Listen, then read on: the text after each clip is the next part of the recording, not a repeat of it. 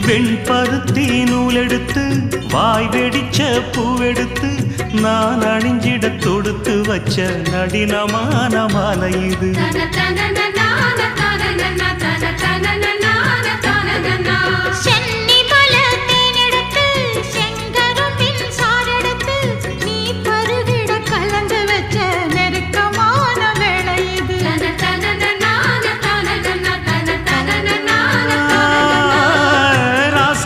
உடம்பிருக்கும் ரவிக்க துணி நானாக அன்னாடம் சூடி கொள்ள ஆசை வச்சாகாதா.